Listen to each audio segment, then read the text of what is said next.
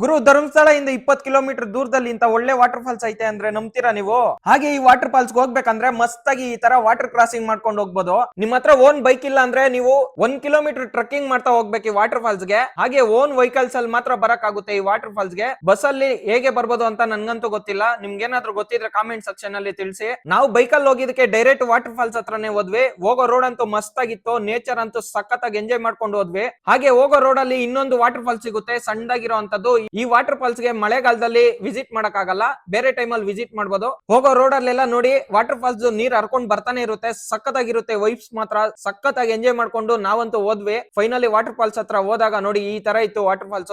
ಈ water falls ನೋಡಿದ ತಕ್ಷಣ ನಿಮ್ಗೇನ್ ಅನ್ಸ್ತೈತೆ ಒಂದ್ ಕಾಮೆಂಟ್ ಮಾಡಿ. ಮಳೆ ಬೀಳ್ತಾ ಇದ್ರೂ ನಾವು ವಾಟರ್ ಫಾಲ್ಸ್ ಅಲ್ಲಿ ಎಂಜಾಯ್ ಮಾಡ್ತಾ 30 ಮಿನಿಟ್ಸ್ ಮಜಾ ಮಾಡಿದ್ವಿ ಈ ವಾಟರ್ ಫಾಲ್ಸ್ ಅಲ್ಲಿ. ನೀವೇನಾದ್ರೂ ಈ ವಾಟರ್ ಫಾಲ್ಸ್ ವಿಸಿಟ್ ಮಾಡಿದ್ರೆ ಹೇಗಿತ್ತು ಅಂತ ಹೇಳಿ. ಹಾಗೆ ಈ ವಾಟರ್ ಫಾಲ್ಸ್ ಹೋಗುವಾಗ ಯಾವ್ದೇ ಪ್ಲಾಸ್ಟಿಕ್ ತಗೊಂಡ್ ಹೋಗ್ಬೇಡಿ. ಈ ವಾಟರ್ ಫಾಲ್ಸ್ ನೇಮ್ ಏನಂದ್ರೆ ಎರಿಮೈ ವಾಟರ್ ಫಾಲ್ಸ್ ಅಂತ. ಧರ್ಮಸ್ಥಳದಿಂದ ಕೇವಲ 20 ಕಿಲೋಮೀಟರ್ ದೂರದಲ್ಲಿರುವಂತದ್ದು ಈ ವಾಟರ್ ಫಾಲ್ಸ್. ಯಾರೆಲ್ಲ ನೆಕ್ಸ್ಟ್ ಟೈಮ್ ಧರ್ಮಸ್ಥಳಕ್ಕೆ ವಿಸಿಟ್ ಮಾಡ್ತಿರೋ ತಪ್ಪದೆ ಹೋಗಿ, ಸಕ್ಕತ್ತಾಗಿದೆ ವಾಟರ್ ಫಾಲ್ಸ್ ಮಾತ್ರ. ಇಲ್ಲಿ ಹೋದಾಗ ಯಾವ್ದೇ ಪ್ಲಾಸ್ಟಿಕ್ ಬಿಸಾಕದೆ, ಪರಿಸರ ನಾಶ ಮಾಡದೆ ಕ್ಲೀನ್ ಆಗಿ ಹೋಗಿ ಕ್ಲೀನ್ ಆಗಿ ಬನ್ನಿ.